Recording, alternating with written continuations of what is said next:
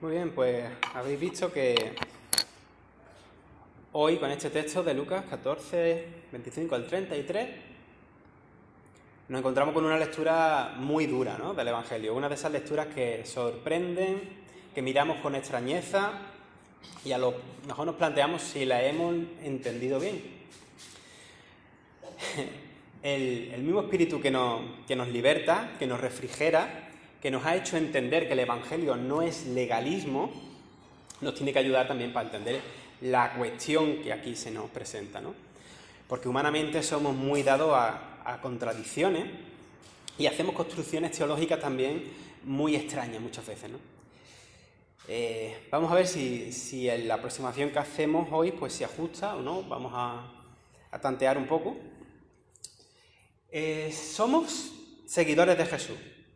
Decir que somos seguidores significa precisamente que tomamos a Jesús como nuestro faro en la oscuridad, como la aguja que señala el norte en una brújula. Él es para nosotros pues nuestro maestro y nuestro centro, ¿no? Pero según los textos que tenemos hoy, que aunque hayamos leído, o sea, de Lucas, que aunque la hayamos leído de una manera muy seguida, en realidad son dos partes bien delimitadas, vemos que este seguimiento tiene un coste que implica ciertas renuncias. Aquí lo difícil, ¿no? Y cuidado, porque esto no tiene nada que ver con una salvación por obras, con sacrificarse para conseguir, para canjear, para comprar la salvación. No.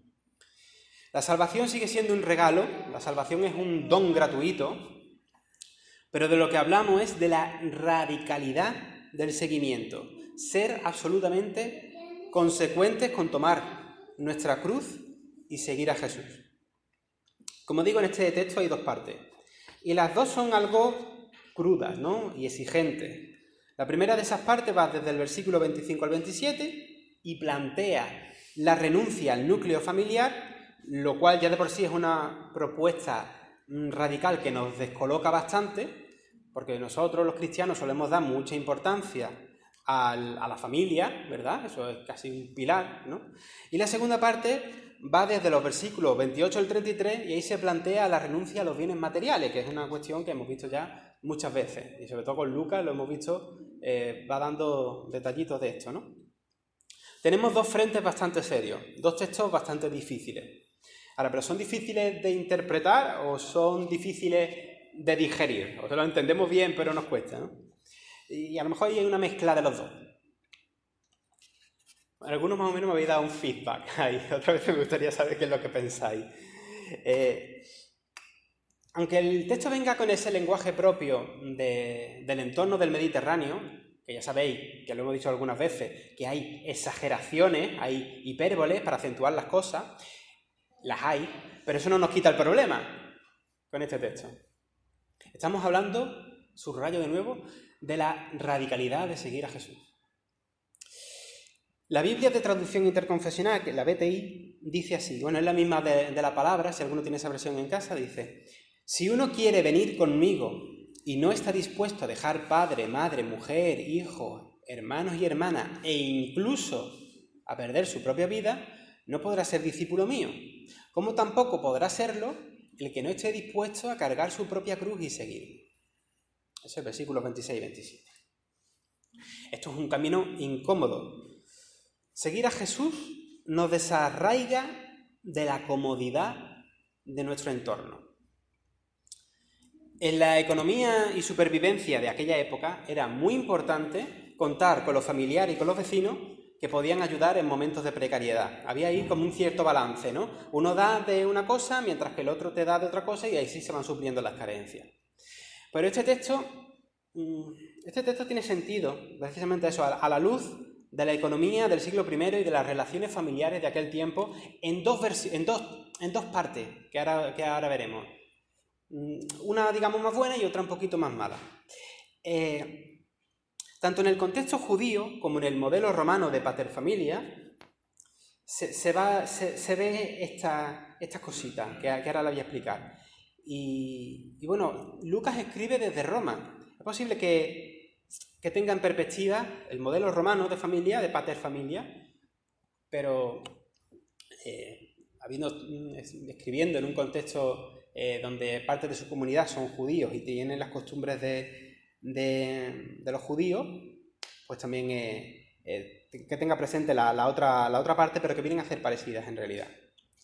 En la familia se apoyaban los unos a los otros, así como entre los vecinos de las aldeas, para seguir viviendo en ambientes que no siempre eran favorables y que dependían, pues, si las cosechas eran buenas o malas, si la pesca daba buen resultado o no.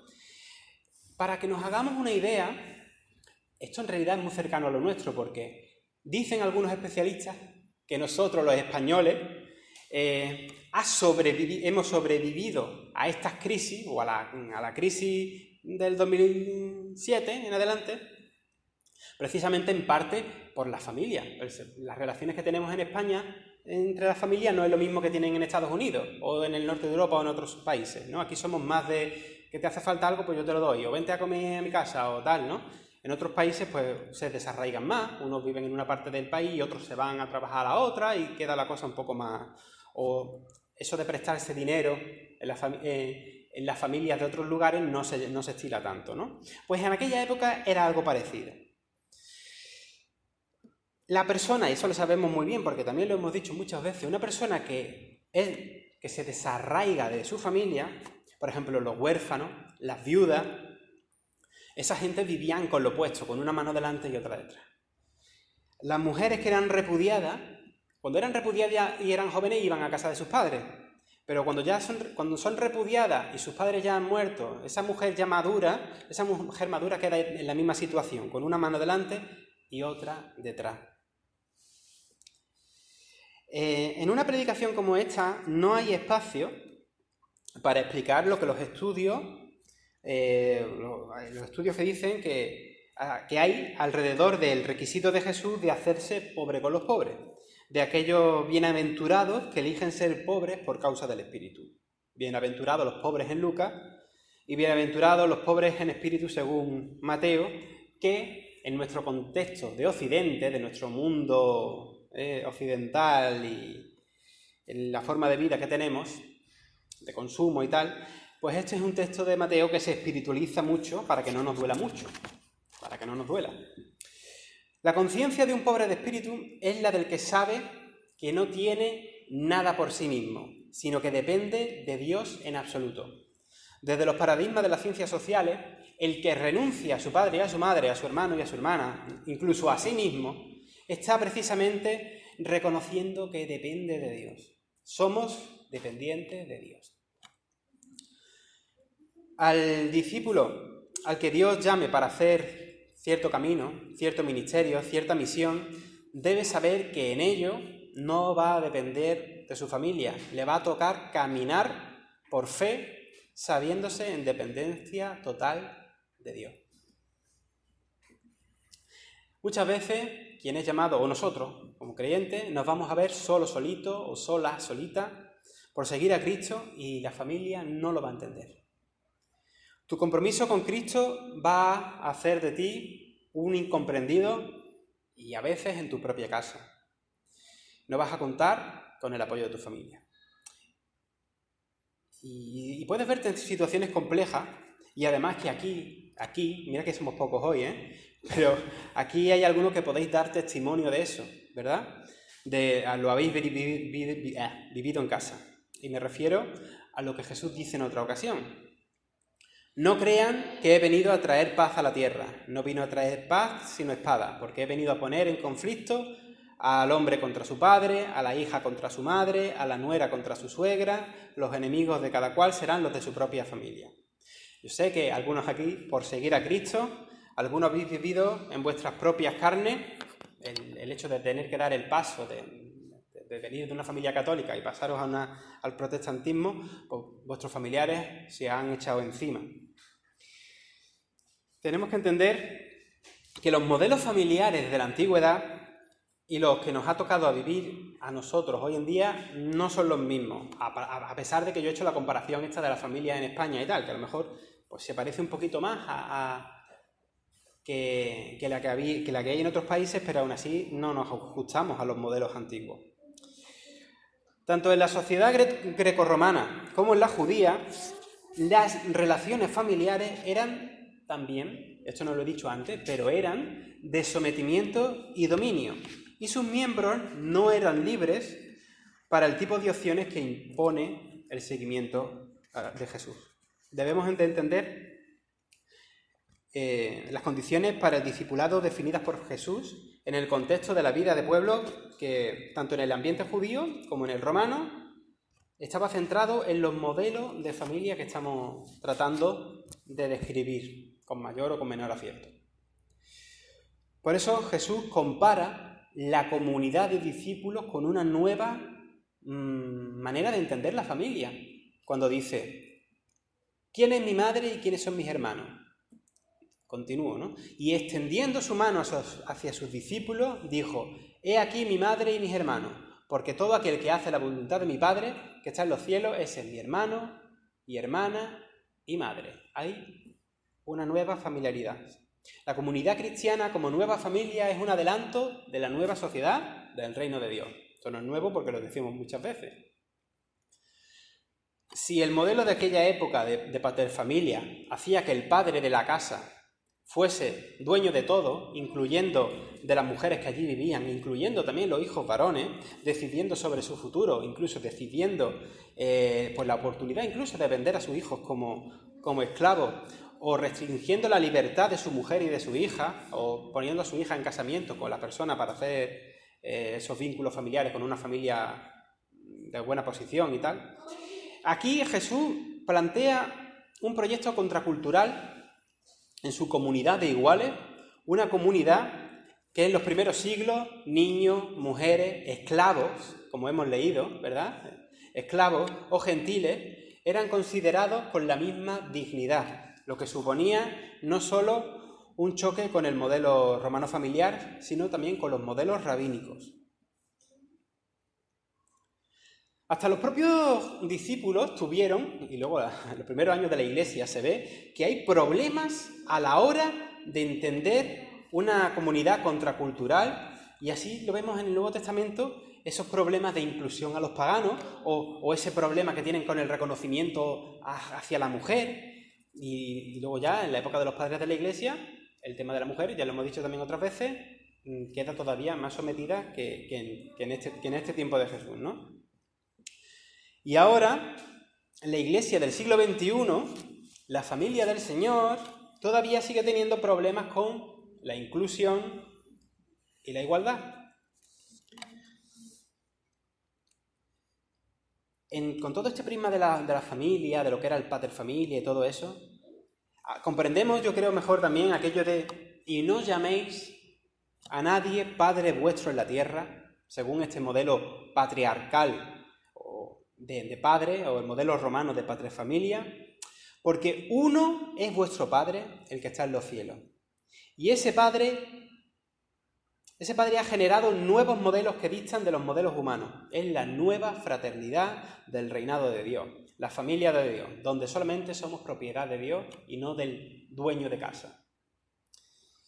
No me acuerdo ahora si precisamente en el griego, en uno de los textos, sí creo que lo hablamos una vez, ¿no? Era dueño de casa, en sentido literal. Bueno, en fin, se me va la de esto por un texto que vimos, perdonadme.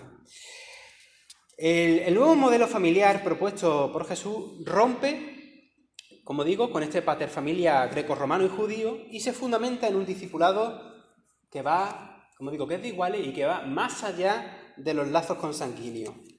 En el movimiento de Jesús había gente pobre, hambrienta, gente de pueblo, publicanos, mujeres, niños, pescadores, amas de casa, es decir, pero no como la entendemos hoy en día, sino mujeres que por cultura están recluidas en el ambiente doméstico, y mujeres liberadas de espíritu, según los evangelios. Sobre todo las mujeres sanadas de enfermedades se sienten, lo podemos ver, que luego siguen a Jesús, ¿no? Se sienten atraídas a seguir a Jesús. Y lo hacían desafiando las prohibiciones legales y las costumbres socioreligiosas y culturales. En aquel tiempo configuraron el discipulado de iguales que rompían los convencionalismos de su tiempo y que también hoy en la frescura del espíritu, debe seguir derribando muros discriminatorios.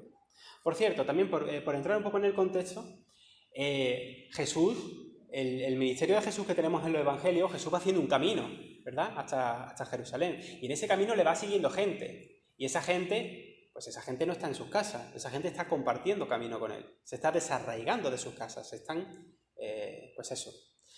Hay un historiador del Nuevo Testamento, el Gerd Theissen, que habla mucho de esto, de cómo los discípulos son unos desarraigados de sus casas, porque van haciendo este camino itinerante, ¿no?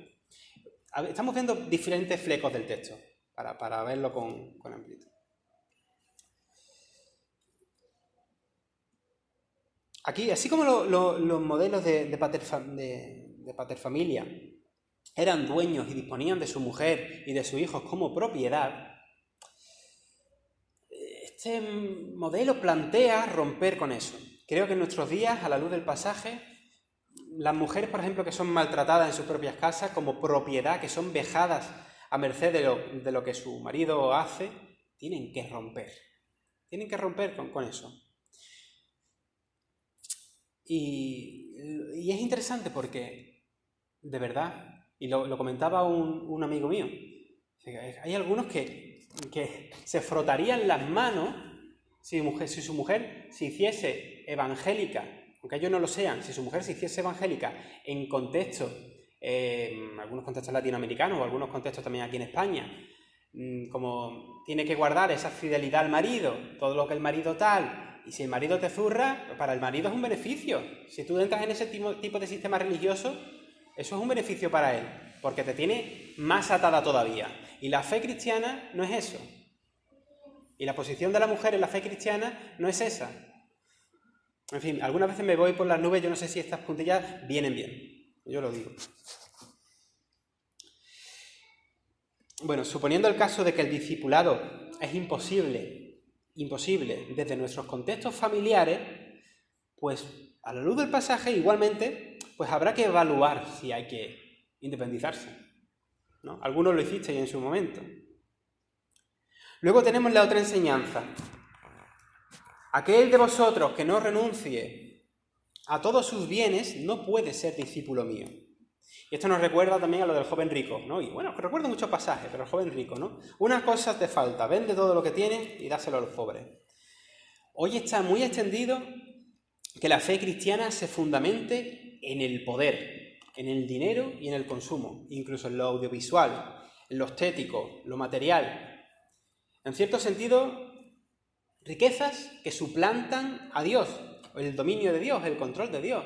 Hablamos de que Dios es soberano y tal, pero nos apoyamos en lo material, en el poder del dinero, ¿no? Para hacerlo todo. O ponemos la confianza ahí. Y no se puede amar a Dios y a la riqueza porque se termina eligiendo, ¿verdad?, a uno de los dos. Eso no sería el camino del seguimiento que pasa por aceptar tu propia cruz. Hay iglesias que no aceptan como comunidad su propia cruz. De hecho, los cristianismos evangélicos más populares son los que más disponen de dinero, de recursos materiales, de poder, ya sea político, ya sea ideológico, ya sea económico, como decía antes. Y en estos cristianismos Jesús está subordinado al dios Mamón, al dios del dinero. Aunque no lo sepan, aunque no estén en eso, no sean conscientes de eso. Vivir el Evangelio nos lleva a la radicalidad de saberse proveído por Dios, de confiar solo en Él, sabiendo que Él pondrá en el camino aquello que sea necesario. Los que predican el Evangelio de la prosperidad se apoyan mucho en aquello de la cita esta de Ageo: mío es el oro y la plata, dice el Señor, y con ello llevan la contraria a la renuncia que el Evangelio demanda que hagamos respecto a la riqueza. La vida cristiana implica la renuncia a los valores que según el mundo nos dan seguridad, aunque esa seguridad nos viene a un alto precio. Las familias del siglo I daban seguridad en la supervivencia, pero al mismo tiempo implicaba sometimiento y a veces injusto. Los bienes materiales y económicos nos dan seguridad y nos dan tranquilidad a costa de nuestra esclavitud hacia ellos. Hay mucha diferencia entre los misioneros que vienen aquí o a otros lugares con poquito apoyo económico, pero que ellos lo dan todo, que se entregan y tienen que, como hacía Pablo, ¿no? Tienen que desempeñar por ellos mismos trabajos para poder mantenerse, aunque tengan luego un poquito de respaldo económico de sus iglesias de origen. Y luego, como digo, hay una diferencia de aquellos otros que llegan como señoritos que nos dan un palo al agua y que se instalan en verdaderas mansiones, ¿no? Y esto podemos tener la imagen de los típicos misioneros británicos del siglo XIX, ¿no? Que van a China, que van a África, pero con unas comodidades muy grandes. Otros no, ¿eh? Otros eran auténticos héroes de la fe. Pero no, en el siglo XXI es lo mismo. Jesús en el Evangelio nos invita a seguirle, pero para seguirle hay que estar libres, tenemos que soltarnos y desprendernos de ciertas cosas que nos dan seguridad, o por el contrario, desprendernos de cosas que nos oprimen y que también nos roban la libertad, de tal forma que nos impide ser discípulos.